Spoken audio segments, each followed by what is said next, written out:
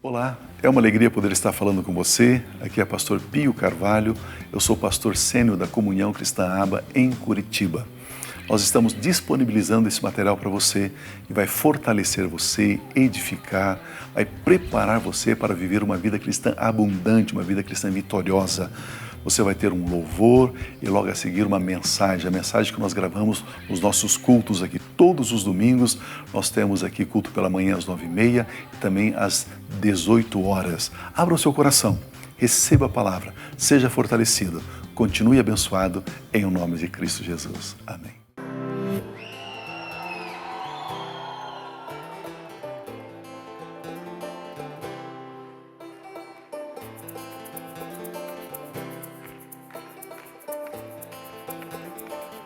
Nasce um novo tempo, se ouve um novo som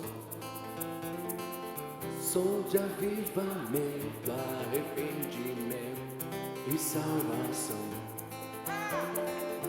Uma nova história escrita pra nós,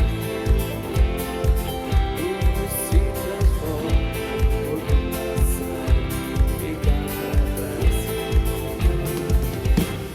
me traz vida, liberdade, que me chama ao novo tempo, no novo som, dissipa as trevas.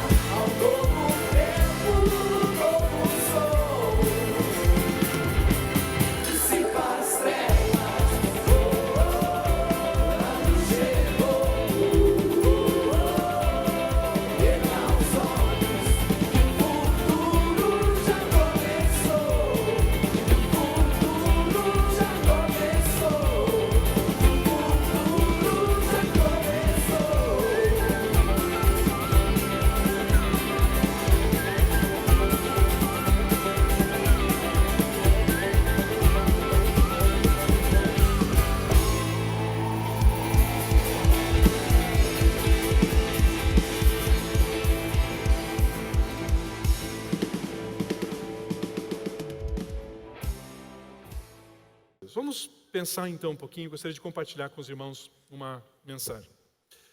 Me diz uma coisa, você não tem a impressão de que nós poderíamos viver uma vida melhor do que temos vivido? Sim ou não? Você acha que você já está vivendo o ápice da sua vida ou existem outras alturas para se experimentar? Você tem essa mesma impressão que eu tenho?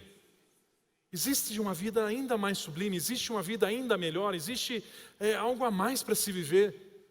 Não uma insatisfação, não uma ingratidão, mas uma consciência de que existe algo a mais ainda. Sim ou não?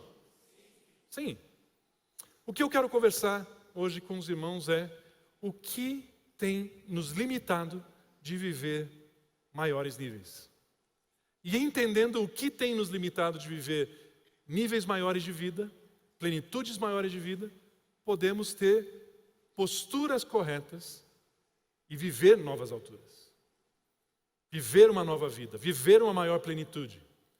Quero conversar com você, bater um papo com você a respeito disso hoje. E para início, para começarmos essa conversa, eu percebo que nós precisamos nos conscientizar e lidar com um dilema que muitas pessoas vivem. Que dilema é esse? O dilema que muitas pessoas passam, muitas pessoas têm essa luta na sua mente. A briga entre a nossa condição e a nossa posição. A nossa condição e a nossa posição. Muitas vezes elas não coincidem. E dependendo de como lidamos com esses dois assuntos, nós podemos estar vivendo uma vida limitada. Viver uma vida aquém daquilo que nós poderíamos estar vivendo. Deixa eu explicar um pouquinho o que eu quero dizer com posição e o que eu quero falar a respeito de condição. Posição fala de quem nós somos. A posição fala de quem você é, fala da sua identidade, fala do seu ser. A condição, ela está relacionada às circunstâncias que nós estamos vivendo. Entende a diferença? Posição é o que você é. A condição são as circunstâncias que estão envolvendo a sua vida. Às vezes você ouve uma informação dizendo, você é isso. Mas as situações, as circunstâncias não condizem com isso que você está dizendo. Você é mais do que vencedor. Isso é uma posição. Mas na condição, de repente você experimenta algumas derrotas, algumas frustrações. E dependendo de como você lida com esses dois dilemas, com esse dilema, essa falta de congruência entre essas duas coisas, você começa a questionar, será que a sua posição é de fato? Ou você faz as condições mudarem. A posição, ela está estabelecida. Ou seja, a posição, ela é imutável. A posição, ela é. Sua posição, ela é. Você é. A condição, ela muda. As circunstâncias mudam, não mudam? Você já viveu tempos de muita tranquilidade? Já teve momentos? Já teve momentos de muita dificuldade? Já teve? Muda, não muda? Passa. As condições, a condição, ela muda. A nossa posição, ela é conquistada por Jesus. Quem estabeleceu quem nós somos, a partir do momento que nós temos Jesus como nosso Senhor, nosso Salvador, quem nós somos, a nossa posição é concedida por Ele. São os méritos dEle, é a capacidade dEle, é o que Ele fez. Posição concedida, estabelecida por Jesus, pela capacidade de Jesus. Não é a sua capacidade que estabelece a sua posição, é a capacidade de Jesus que estabeleceu a sua posição. Ok? Ok? A sua condição, a condição normalmente é resultado de decisões. Eu posso ter uma posição perfeita, mas posso tomar decisões imperfeitas e isso leva a uma condição imperfeita. Está me acompanhando? Tudo bem? A sua posição, ela é verdade. O tema do retiro dos jovens era realidade. Verdade, realidade. A sua posição é verdade. A sua posição é uma realidade. Essa é a verdade, a sua posição, aquilo que Jesus fala a seu respeito, aquilo que a palavra diz que você é. Isso é assim, isso é uma verdade, isso é uma realidade. A sua posição é estabelecida pela palavra. A sua posição é uma posição baseada na verdade. A sua condição, ela é passageira. Passageira, ela passa. Agora, entendendo um pouquinho a diferença do que é condição e do que é posição, precisamos prestar atenção em algo. Nossas decisões, as nossas ações, aquilo que nós fazemos baseados na nossa posição ou fazemos baseado naquilo que nós estamos vivenciando, experimentando, que as circunstâncias estão nos envolvendo e pressionando? Como vivemos? Como vivemos? Precisamos refletir sobre isso. Por quê? Se vivemos focados na nossa condição, você está tentando fazer algo para ser. Se você foca naquilo que você imagina que você é, aquilo que a sua condição momentânea diz, você começa a se esforçar para ser. Começa a ter ações, atitudes, práticas, exercícios, esforços para ser. Mas se você está baseado na sua posição, se você sabe quem você sabe que já é. Você já é. E portanto aquilo que você faz simplesmente é um fruto. Não é um esforço. Você pega, por exemplo, uma macieira. Árvore que dá maçã, traduzindo. Uma macieira. Você consegue imaginar a macieira fazendo força.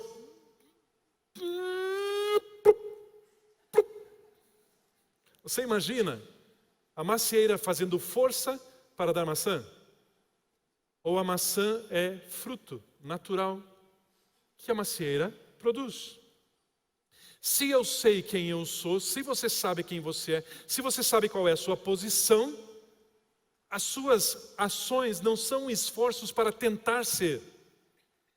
As suas ações são simplesmente fruto de quem você já sabe que é. Certo? Eu sou um filho de Deus, portanto eu tenho a identidade de Deus. Ele me fez um indivíduo como Jesus é.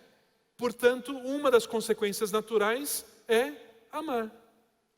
Uma das consequências naturais é perdoar. Uma das consequências naturais é me importar. Uma das consequências naturais é ter compaixão. Você tem compaixão de outras pessoas? Você passa por alguém necessitado, aquilo mexe com você, toca em você? E você se esforça para ter esse sentimento de compaixão? Sim ou não? Não, é fruto. É uma consequência natural de quem você é. Simples, simples assim. Quanto mais entendemos qual é a nossa posição, menos esforço para tentar fazer algo, para ser algo. Porque já sabemos que somos. Se você é guiado pela sua condição, as circunstâncias têm as rédeas da sua vida. Consegue entender isso? Se você vive baseado naquilo que você está experimentando, que as circunstâncias estão dizendo, o que as situações estão te pressionando, e você toma decisões baseados nessa pressão, você toma decisões circunstanciais. As circunstâncias têm as rédeas da sua vida. Não precisa levantar a mão, mas quantas vezes já decidimos, tomamos decisões, falamos coisas, fizemos empréstimos, fizemos coisas, porque as situações ao nosso redor nos pressionaram para aquilo. E quantas vezes depois nós descobrimos que aquela não foi a melhor decisão? Sim ou não? Se identifica? Não precisa levantar a mão, mas consegue lembrar Em alguns momentos onde as circunstâncias te pressionaram a uma decisão, você tomou aquela decisão e depois você descobriu, não devia ter feito. Por quê? Porque as circunstâncias conduziram as suas decisões, conduziram a sua vida, tiveram as rédeas da sua vida. Mas, se você vive baseado na sua posição, é você que tem as rédeas das circunstâncias. Certa vez, Deus ministrando no meu coração e vivendo um dilema, vivendo algumas... nós passamos às vezes por essas situações, puxa, será que é assim mesmo? A gente não está vivendo às vezes algumas coisas e já passamos por essas situações. E Deus falou assim comigo, Tom, nunca permita que uma circunstância julgue a minha palavra. Nunca permita que uma circunstância coloque em xeque a minha palavra. A minha palavra é uma verdade absoluta. Pelo contrário, através da minha palavra, você deve julgar as circunstâncias. Isso quer dizer, queridos, quando eu estou influenciado pelas minhas circunstâncias e através delas eu tomo decisões, elas não vão me levar à minha posição. Mas eu sabendo qual é a minha posição e eu tomo decisões e posturas baseadas na minha posição, as circunstâncias se submetem à minha posição. Entende? Entende essa importância de percebermos como nós estamos vivendo? Estamos reagindo às circunstâncias que estão nos pressionando? Ou nós agimos baseado em quem nós somos, o que Jesus fez de nós, a nossa posição que é estabelecida na palavra? Ok? Refletindo um pouquinho, eu sei que eu estou mexendo um pouquinho com você, mas é importante. Lembra qual que é o meu objetivo, o meu motivo dessa mensagem? É entender por que nós vivemos de forma limitada, se poderíamos estar vivendo outras dimensões, outras áreas, outros níveis de plenitude de vida. E essa aqui é uma das grandes razões, porque muitos ainda continuam tomando decisões baseados nas circunstâncias e nas pressões do momento, e acabam esquecendo quem são. Só que lembre-se, a nossa posição, ela é imutável. Ela já está estabelecida. Você já é o que Jesus disse que você é. Você já é o que a palavra de Deus diz que você é. Daqui a pouquinho a gente vai falar a respeito do que você é, da sua posição. Estando ali com jovens, eu fiz um trocadilho com eles, o tema era realidade. Eu falei, deixa eu brincar com vocês aqui um trocadilho. E coloquei a seguinte afirmação, a sua realidade é real. A sua realidade é real.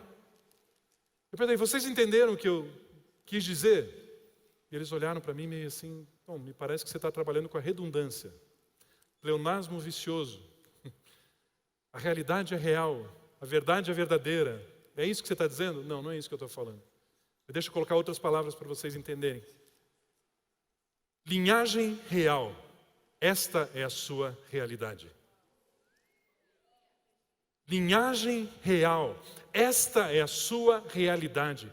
A sua natureza, a sua posição é uma posição real, de realeza. Você é rei.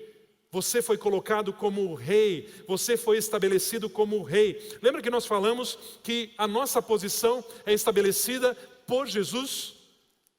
Não é estabelecida por nós, não é a nossa capacidade, é a capacidade de Jesus que estabeleceu quem nós somos, a nossa posição.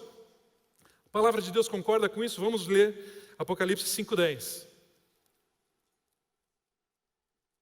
Tu os constituíste reino e sacerdotes, ou reis e sacerdotes, para o nosso Deus, e eles reinarão sobre a terra.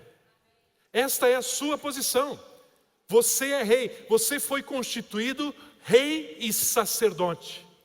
E algo que nós precisamos ajustar nesse texto, se tiver como colocar ele de volta, quando nós lemos, muitas vezes, cristãos, eles têm uma mente no futurismo.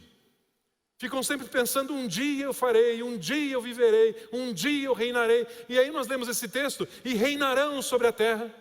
E aí nós pensamos que é para futuro. Só que nós estamos vivendo o futuro desse texto. Segundo Romanos 5,17, aqueles que recebem a abundância da graça e a dádiva da justiça reinam em vida. Nós já reinamos sobre a terra. Nós não reinaremos sobre a terra. Reinar sobre a terra já está à nossa disposição, já faz parte da nossa posição. Já está, já é, Ele já concedeu. Agora, por que ainda, se então eu fui estabelecido e minha posição é uma posição de rei, por que às vezes eu ainda não experimento esse fato, os frutos dessa posição na minha vida? E aí meu primeiro ponto, minha primeira reflexão é a seguinte: a obra de Cristo, ela tem amplitude. A amplitude da obra de Cristo. Então, o que você quer dizer? Eu quero dizer o seguinte: a obra de Cristo, ela é extraordinária. A obra de Cristo, ela tem muitos efeitos. A obra que Jesus fez por nós, ela tem uma dimensão absurda, enorme, ela muda tudo. Ela muda tudo. Por isso que às vezes nós nos posicionamos de uma forma um pouco mais firme, e algumas pessoas até ficam chateadas. Mas quando a gente diz, ei, pare de olhar para o Velho Testamento e para o Novo Testamento achando que não mudou nada quando Jesus veio. Você lê o Velho Testamento, é o Velho Testamento. Você lê o Novo Testamento, é o Novo Testamento. É tudo diferente porque ali veio Jesus e mudou a estrutura de vida. E aí tem gente pregando o Velho Testamento como se isso fosse para aplicar hoje. Lei, colocando condenação em cima das pessoas. Jesus veio colocar fim à lei, porque o fim da lei é Cristo. Ele mudou as coisas. Ele mudou. E estabeleceu uma nova forma de viver. A obra de Cristo tem uma amplitude extraordinária, mas muitas vezes nós recebemos, nós cremos, nós percebemos de forma limitada a amplitude da obra de Cristo. E por receber de forma limitada a enorme obra de Cristo, nós vivemos limitadamente tudo o que Ele já nos deu. Por mais que esteja disponível muito mais. Por isso que nós temos essa sensação, essa impressão, puxa, existe uma vida melhor para estar vivendo. Não estou vivendo tudo que eu poderia estar vivendo ainda. Por isso que nós temos essa sensação, porque de fato está disponível uma vida mais sublime. Mas nós ainda não vivemos essa vida mais sublime, por quê? Porque temos uma consciência limitada da plenitude da obra de Jesus. Para efeito didático, deixa eu exemplificar da seguinte forma. A obra de Jesus tem um efeito que todos concordam. Mais simples, mais básica, mais clara para todos nós. Qual é? Salvação. Salvação.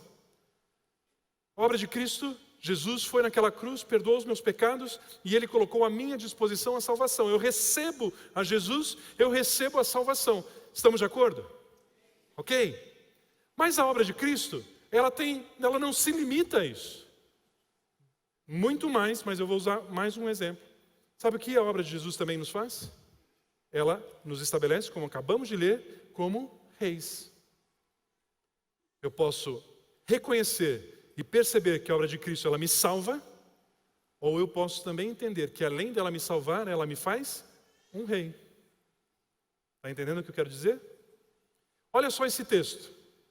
Olha só esse texto aqui. Efésios 2, 5 e 6. Quem esteve no Fatemi World essa semana? Bom grupo. Isso vai ajudar um pouquinho vocês também a pegarem aqui a nossa mensagem. Olha só o que o texto diz. Deu-nos vida com Cristo, quando ainda estávamos mortos em transgressões. Pela graça, vocês são salvos. Vamos parar aqui um pouquinho. Deixa eu ver o versículo 5 um pouquinho ali. Percebe que esse texto está falando sobre a primeira dimensão, a primeira perspectiva que nós comentamos, salvação da obra de Cristo? Esse texto está falando a respeito de salvação. Deu-nos vida com Cristo, quando ainda estávamos mortos em transgressões, pela graça vocês são salvos. Mas o texto continua mostrando, mas não é só a salvação. Olha o versículo 6. Deus nos ressuscitou com Cristo e com Ele nos fez assentar nos lugares celestiais em Cristo Jesus. Eu sou salvo mas Ele também me colocou nas regiões celestiais em Cristo Jesus. Sabe o que significa regiões celestiais? Governo, trono, coroa. Quando Ele nos coloca nas regiões celestiais em Cristo Jesus, sabe quem passa a estar embaixo dos nossos pés? Os espíritos imundos. Por isso que eles estão debaixo dos nossos pés, porque Ele nos elevou a uma posição nos lugares celestiais, nos dando posição de autoridade de governo, nos fez reis. Está acompanhando? Deixa eu ver se eu posso te exemplificar visualmente um pouquinho. Por gentileza, tem como trazer ali? Quero ilustrar, eu quero ver se eu consigo ajudar você a perceber um pouquinho melhor o que acontece muitas vezes. O que acontece com a nossa vida. Vamos deixar só esse aqui. Queridos, vamos interpretar esse texto um ponto de vista aqui visual. Digamos que esse é vaso isso? Vaso, um copão? Um vaso, um recipiente? Digamos que essa aqui fosse a obra de Jesus. Cabe aqui dentro a obra de Jesus. Isso é muito limitado, obviamente, né? Estou aqui, daqui a pouco caiu um raio na minha cabeça e deu limitar tanto a obra de Cristo. Mas, lá no fundo, estava a nossa posição antes de conhecer a Jesus. Fundo do poço. Mortos em transgressões. A gente era essa bolinha branca aqui. E nós estávamos mortos em pecados e transgressões. E aí Jesus vem e Ele estabelece, Ele faz uma obra de redenção, de resgate, de amor. Deus envia o seu Filho ao mundo com o objetivo de mudar a nossa posição de condenação.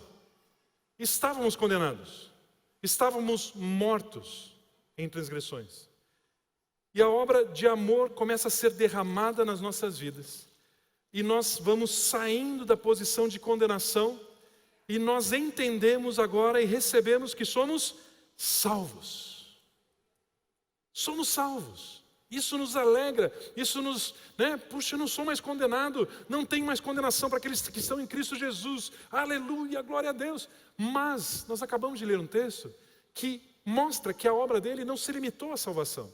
Jesus não só salvou a minha vida, a obra dele continuou trazendo efeitos de vitória, de reino, me fez sacerdote, me fez Senhor. Deixa eu encher um pouquinho mais que a bolinha está com dificuldade de subir aqui. E Ele me fez mais do que vencedor, Ele me fez rei, Ele me fez seu irmão, Ele me fez filho. Mas eu parei na salvação. Eu parei na salvação. Por que eu parei na salvação?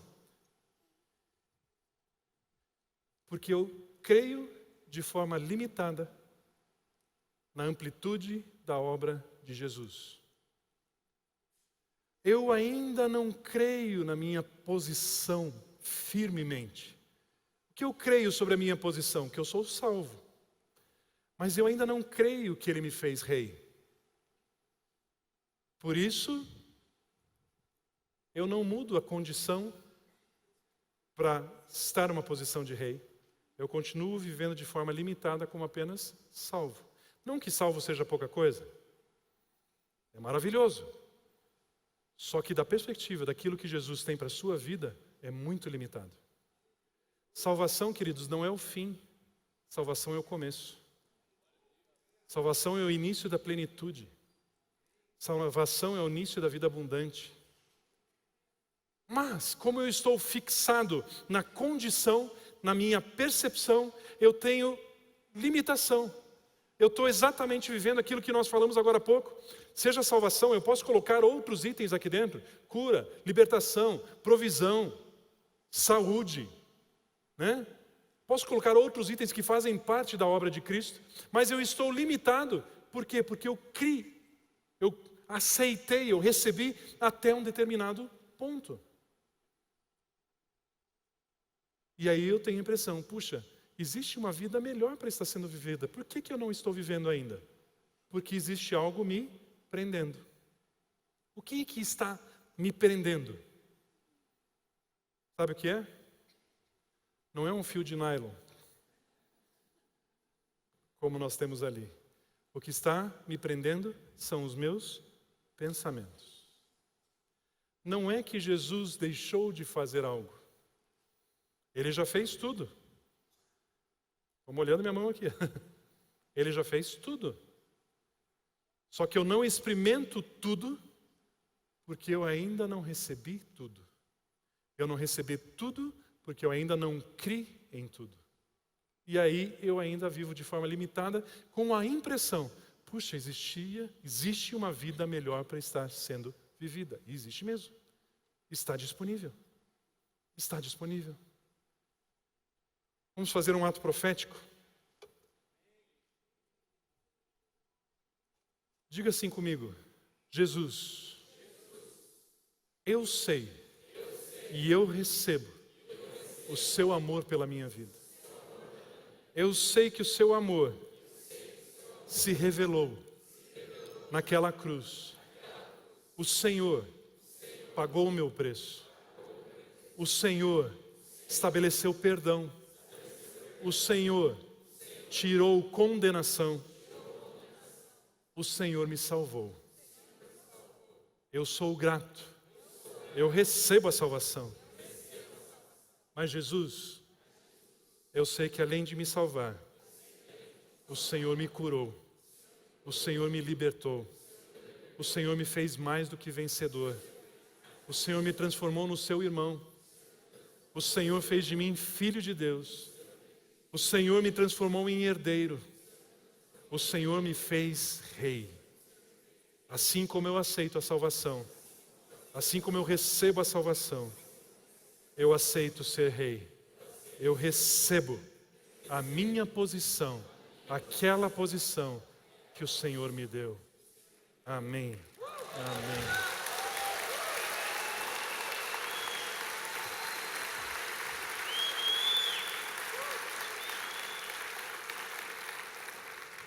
Condição, posição.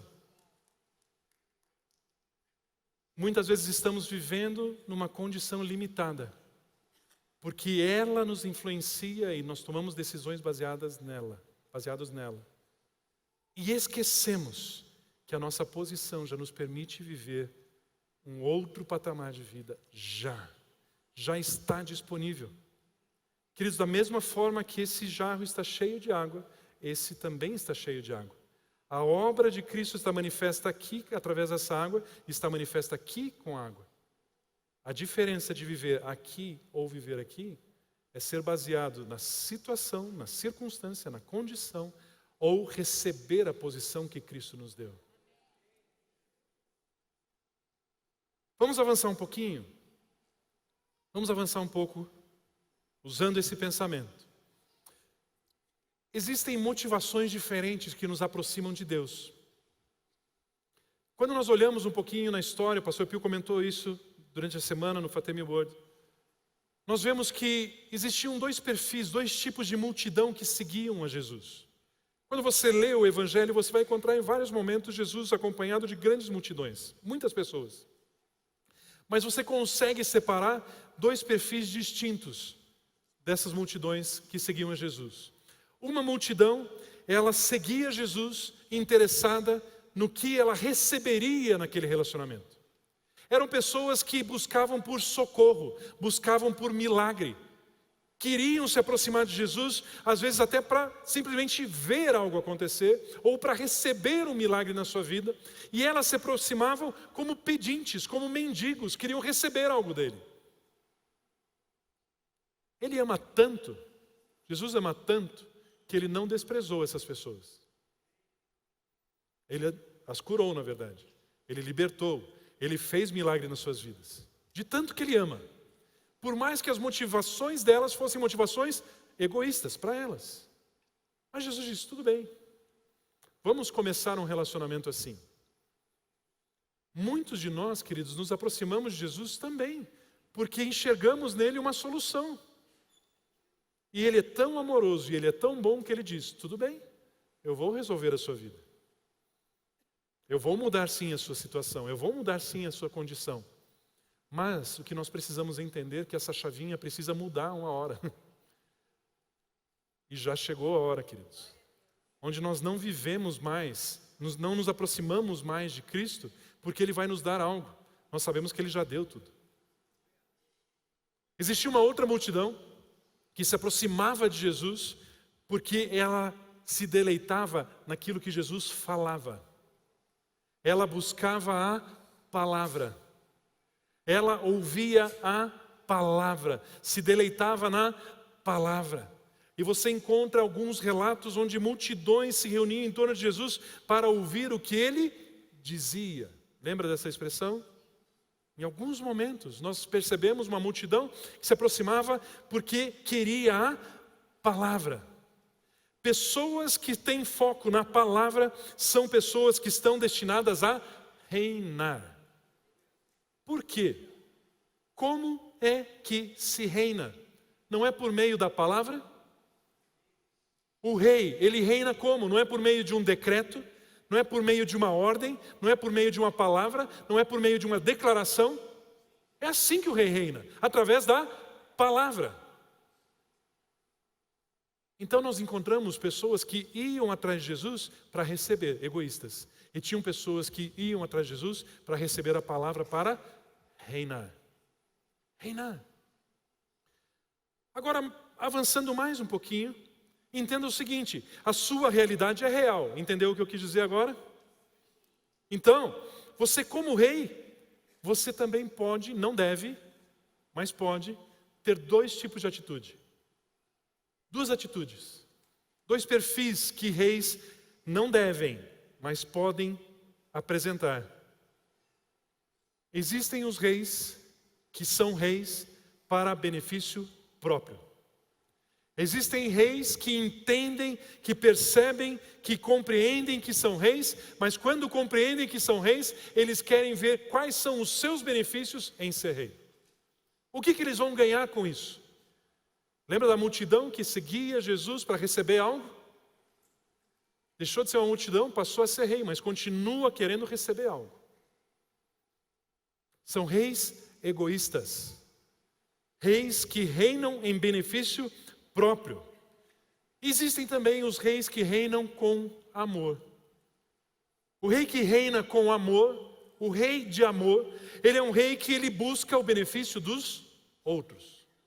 Você já viu filmes, séries, possivelmente, onde você vê reis déspotas que aumentam impostos, que aumentam a carga sobre o povo para extrair do povo algo que dê a ele maior conforto. Já viu? Sim. Mas você também já viu reis que estavam preocupados com o povo e exerciam seu governo para trazer benefício ao povo. Sim? Dois perfis de reis. São reis. Ambos são reis. Mas podem ter motivações, podem ter perfis diferentes. Observe, por exemplo, o seguinte, uma aplicação aqui. O pastor Pio também usou durante a semana, me inspirou. Adão e Eva, quando foram colocados naquele jardim, no Éden, eles até um determinado momento não tinham consciência alguma de necessidade. Entende isso? Eles não tinham consciência de si, na busca, no anseio de satisfação própria. Não tinham. Adão existia para Eva, Eva existia para Adão, e nenhum dos dois estava preocupado em, não brigavam lá, Eva, você não fez isso, eu te pedi aquilo, você não fez. Não tinham consciência de necessidade própria. Eles simplesmente estavam ali para abençoar. Mas, inclusive quando o pastor Pio comentou esses dias, com cerca aí de 5.000 tipos de árvores frutíferas, para usufruir, abundância. Não tinham falta, não tinham consciência de necessidades. Mas a serpente, ela desperta o egoísmo no coração de Eva. Porque Eva, quando tem o contato, o relacionamento, o diálogo com a serpente faz com que Eva tire a sua gratidão de tudo aquilo que ela tem e comece a focar naquilo que ela não tinha. Entende isso? Ela não tinha necessidade alguma, não tinha falta de nada, mas a serpente conseguiu colocar uma semente de dúvida no coração dela, ao fazê-la olhar para aquilo que ela não tinha. Esqueceu a gratidão e passou a desejar, ansiar o que não pertencia a ela, o que não era dela. E aliás, ela nem precisava ter. Muitas pessoas, queridos, acabam repetindo exatamente o que Eva viveu aqui e influenciou depois Adão também. Aconselhando pessoas, aconselhando famílias, homens, mulheres, a gente percebe se repetir exatamente a mesma coisa. Você percebe a pessoa infeliz, frustrada, e você não entende por que está infeliz, frustrada. Você começa a conversar e você percebe a vida da pessoa, está tudo certo, está tudo bem. Mas você percebe que ela está triste, decepcionada, frustrada. E você começa a conversar um pouco e sabe o que você percebe? Que aquela pessoa, ela não reconhece, não é grata por tudo que tem, mas ela está buscando ter algo que ela não tem. Faça uma autorreflexão. Quantas vezes a gente já não tropeçou exatamente nesse pensamento? Temos tanto, Ele tem nos dado. Temos paz, temos saúde, temos família, temos filhos, temos. Mas aquilo a gente não tem. E o nosso foco começa a entrar naquilo que a gente não tem. Esquecemos da gratidão pelo que temos. E passamos a viver de uma forma egoísta, querendo. Começa a se manifestar aquele rei egoísta, aquele rei que quer ser beneficiado pelo fato de ser rei. Muitos focados na condição acabam não valorizando o que já têm, ficam obstinados em ter mais para si, sem perceber se tornam reis egoístas. Um exemplo, eu já tive, infelizmente, conversas com pessoas, irmãos amados, estavam caminhando com a gente aqui. E aí você começa a conversar com a pessoa e ela resolve sair da igreja. Você vai atrás e pergunta, por que você saiu? Ah, porque essa mensagem que o Pio está pregando não é bem assim. Como assim? Não, porque o Pio falou lá que eu sou rei, o Pio falou que existe vida abundante, o Pio falou isso, o Pio falou aquilo, eu fiz tudo que o Pio falou e não aconteceu, eu não vi, eu não recebi, eu queria aquele carro novo, não consegui, eu queria comprar aquela casa, não deu certo, eu queria aquela namorada, não apareceu, e não deu, não consegui, não deu certo, não funcionou, essa mensagem não funciona. Rei egoísta. Ouviu a mensagem, ouviu a notícia, ficou sabendo que era rei. Mas o que quis com o ser rei, com a sua posição? Satisfação própria. Será que muitas vezes nós não estamos frustrados?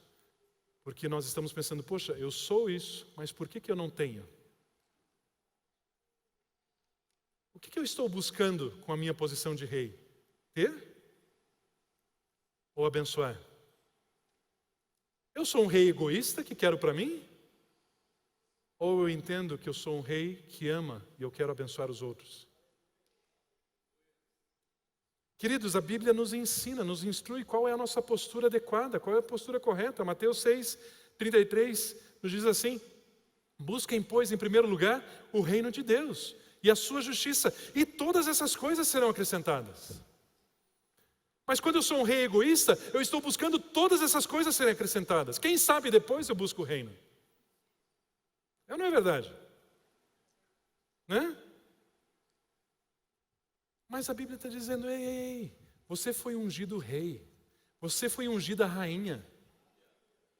E eu ungi você para você buscar, para você reinar o meu reino. E reinar no meu reino é reinar com amor, porque o meu reino é paz, justiça e alegria. O meu reino é você amar e abençoar as pessoas para viverem o meu reino. Você é um rei cheio de amor para amar. Aí o resto é consequência. O resto vem junto. É uma promessa, busque em primeiro lugar o reino. As demais coisas serão acrescentadas. E todas essas coisas serão acrescentadas. Agora, reinar com amor só é possível através de uma firme convicção da nossa posição. Se você não tiver convicção clara, firme da sua posição em Cristo, você não consegue reinar com amor. você vai ser tentado a ser um rei egoísta, de querer benefícios próprios, na sua posição. Dessa forma, nós precisamos ter então uma consciência clara, firme de quem nós somos. Somos reis, e como nós somos reis, sabemos que foi Ele que nos fez reis, e foi Ele que nos colocando na posição de reis, não temos mais necessidade e preocupação em ter, porque sabemos que Ele já nos deu tudo. Porque a nossa posição é baseada na palavra, não na condição. Aí vem na sua mente, então, mas eu não tenho tudo. Você tem sim. Não, mas Tom, eu não tenho tudo. Sabe por que você está pensando que você não tem tudo? Porque você está olhando para a condição. E sabe por que eu estou dizendo que você tem tudo? Porque eu estou olhando para a sua posição. Na sua condição você diz, mas eu não tenho ainda isso, eu não tenho aquilo, outro, aquilo. Não. Ok, mas a tua condição, tua posição é baseada na palavra. E o que a palavra diz em 2 Pedro 1,3? O seu divino poder nos deu tudo o que necessitamos para a vida. Sua posição é baseada na palavra. A palavra diz que o poder divino já te deu tudo o que você precisa para a vida. Você tem alguma necessidade? Não. A sua posição, se você entende quem você é, se você tem uma convicção firme de quem você é, você sabe, eu sou um rei que tem tudo o que é necessário para abençoar as pessoas. Eu tenho, não tenho falta, não tenho escassez. Eu sei que eu tenho tudo, por isso eu passo a ser generoso. Eu não reino para mim. Agora sim eu posso amar a todos assim como Ele me amou. Antes de entender isso, é difícil amar os outros como Ele me amou. Mas agora que eu sei qual é a minha posição, agora eu posso amar a todos assim como Ele me amou, a ponto de dar a sua própria vida. Eu sou generoso. Eu sou um rei, eu sou uma rainha para abençoar. Quando eu digo que você é um rei, quando eu digo que você é uma rainha, eu estou dizendo o seguinte, você foi ungido. Você foi ungido rei. Você foi ungida uma rainha. Deus ungiu você. Deus ungiu você para mudar histórias. Você foi ungido rei, você foi ungida rainha para mudar destinos, para mudar trajetórias de vida, para abençoar, para mudar a vida das pessoas. Por essa razão, você foi ungido. Ungido rei, ungido rainha. Veja Isaías 61, 1 a 3. A palavra de Deus fala assim, o Espírito do Soberano, o Senhor está sobre mim, porque o Senhor me ungiu para levar boas notícias aos pobres. Enviou-me para cuidar dos que estão com o coração quebrantado, anunciar liberdade aos cativos e libertação das trevas aos prisioneiros, para proclamar o ano da bondade do Senhor, o dia da vingança do nosso Deus, para consolar todos que andam tristes e dar a todos os que choram em Sião uma bela coroa em vez de cinzas. Ei, dar o quê? Quem tem coroa? Você só pode dar aquilo que você tem. Se você não entende a sua posição, quem você é, rei, entende que tem uma coroa, você não pode dar uma coroa. Mas se você entende quem você é, pode deixar o texto. Se você entende quem você é, você tem uma coroa e você pode dar uma bela coroa em vez de cinzas. Óleo de alegria em vez de pranto, um manto de louvor em vez de espírito deprimido. Eles serão chamados carvalhos de justiça, plantio do Senhor para manifestação da sua glória. Você foi ungido para isso, querido. Você é rei para isso. Para mudar o destino das pessoas. Para mudar as histórias das vidas das pessoas que estão à sua volta. Agora uma curiosidade. Queria compartilhar com os irmãos. Você lembra que Jesus... Num certo momento ele chegou na sinagoga e entregaram um livro para que ele lesse. E o livro que foi entregue para ele tinha exatamente esse texto. Vamos ler o que Jesus fez, o que Jesus leu naquele instante, Lucas 4, 18 a 20. O Espírito do Senhor está sobre mim, porque o Senhor me ungiu. Aliás, vamos fazer o seguinte. Esses dias, ministrando com vocês, eu falei que nós somos como Jesus, ok? Lembra disso? Você recebeu essa palavra? Então vamos fazer o seguinte, vamos fazer o que Jesus fez. Ele se apropriou daquela palavra E ele disse: isso aqui é para mim. Eu gostaria que você fizesse isso agora. Vamos ler juntos? Diga assim: o Espírito do Senhor está sobre mim, porque Ele me ungiu para pregar boas novas aos pobres. Ele me enviou para proclamar liberdade aos presos e recuperação de vista aos cegos, para libertar os oprimidos e proclamar o ano da graça do Senhor. É para você. Essa palavra é sua, destinada a você. Assim como Jesus recebeu para ele, receba para você. O Espírito do Senhor me ungiu. Eu fui ungido rei e rainha para isso. Agora, a curiosidade está aqui. Lembra o texto que nós lemos em Isaías? Que ele não terminou nesse ponto? O texto continuava dizendo, depois do ano da graça do Senhor, do dia da graça do Senhor, falava o ano da vingança do nosso Deus. Lembra isso? O texto dizia isso. Só que olha o que Jesus fez. Bota o versículo 19, só para a gente pegar o contexto. E proclamar o ano da graça do Senhor. E aí o que ele fez? Então fechou o livro e devolveu ao assistente e assentou-se. E gozado, Jesus ele estava com preguiça e parou de ler. Ou não?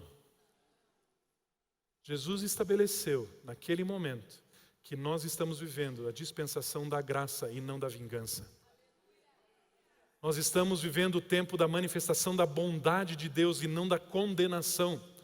A sua mensagem não é uma mensagem que traz vingança. A sua mensagem é uma mensagem que traz bondade, traz o favor imerecido de Deus. A sua mensagem, ela manifesta a graça de Deus e não a imposição de regras, de leis e de condenação. Jesus parou de propósito ali, querido. Mas e a vingança, Tom? Como é que fica? Eu gosto tanto de apontar um dedinho para alguém. Esqueça isso, querido. A vingança,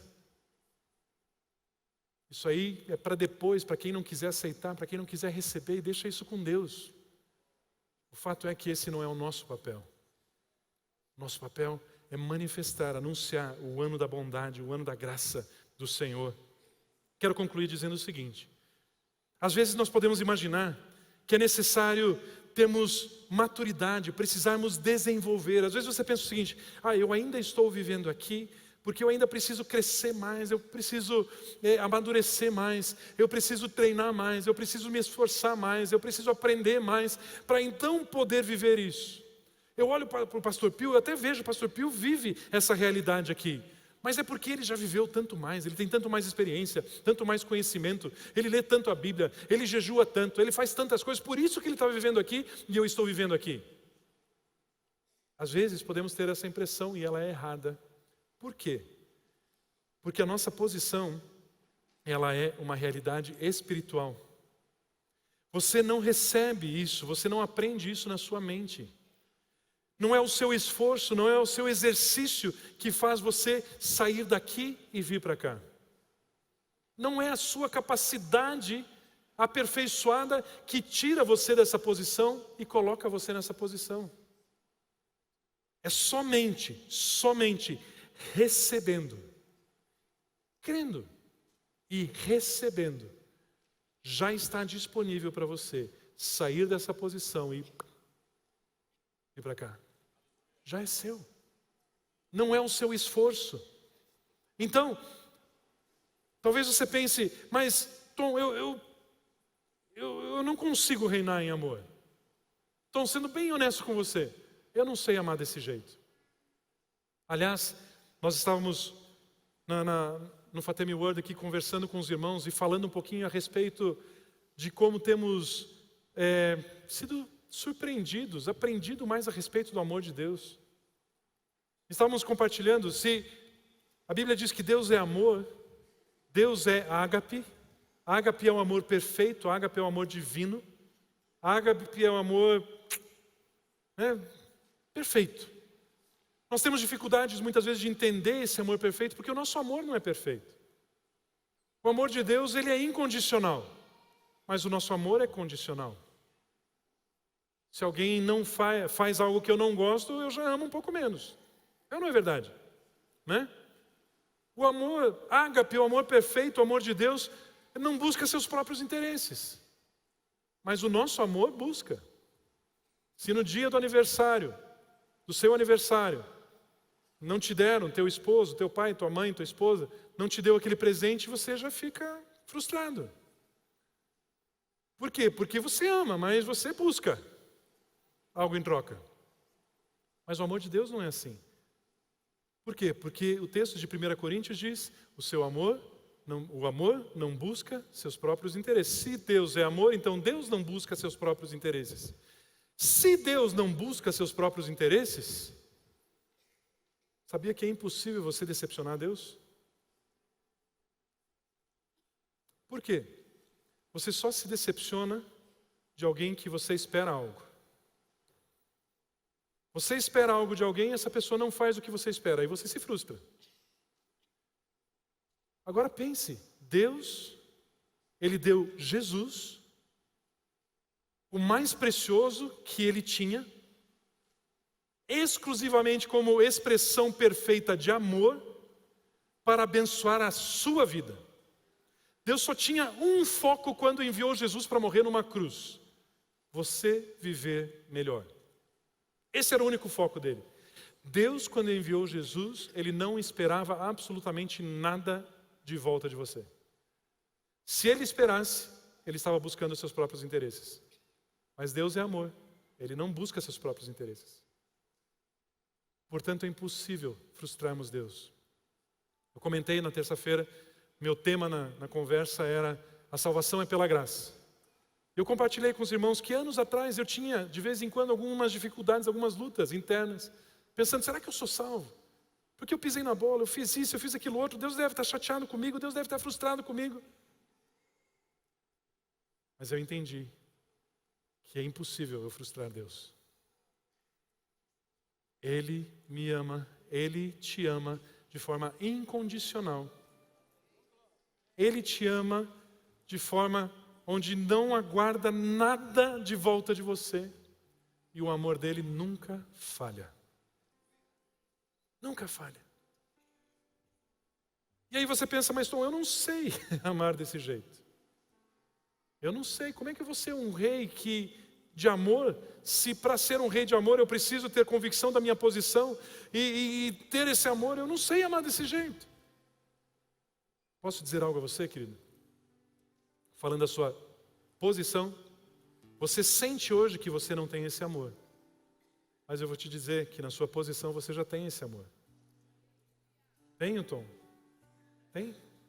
A sua posição foi baseada e estabelecida como? Por Jesus, e está escrita onde? Na palavra. Veja Romanos 5,5. O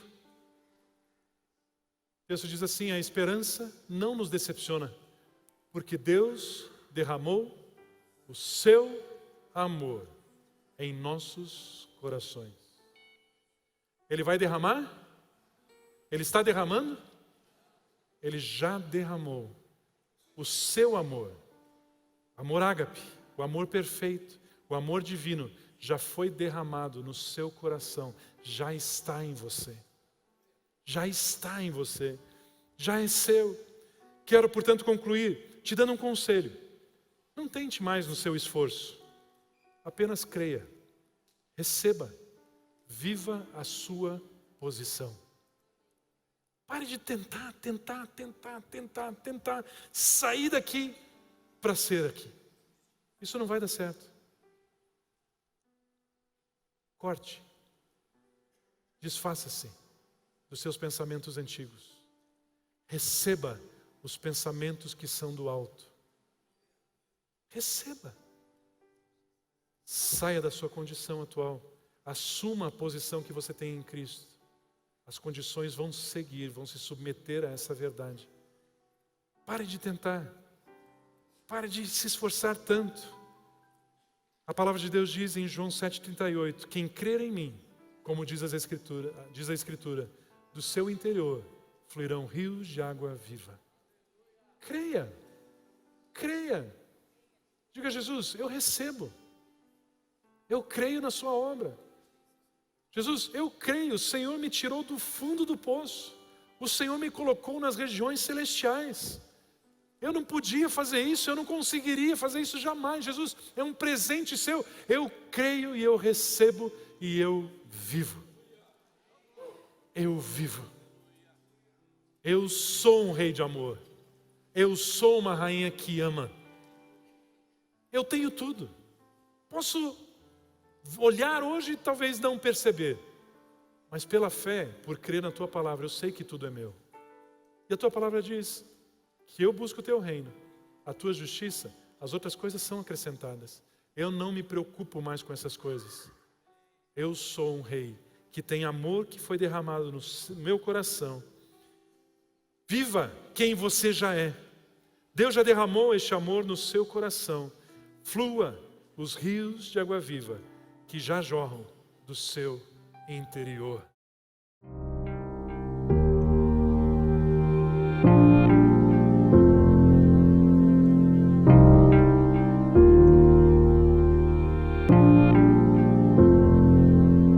Não tem nada a ver com o que temos ou com o que fazemos, tem a ver com o que somos. A mesma vida que Jesus tem, a mesmíssima, a mesma natureza, a mesma essência, a mesma vida, a vida incriada, o Zoe, a vida eterna, a mesma vida Deus colocou dentro de você. E você avança com absoluta certeza e segurança, porque você sabe quem você é. E quando você sabe quem você é, e quando você é maravilhoso. Como é bom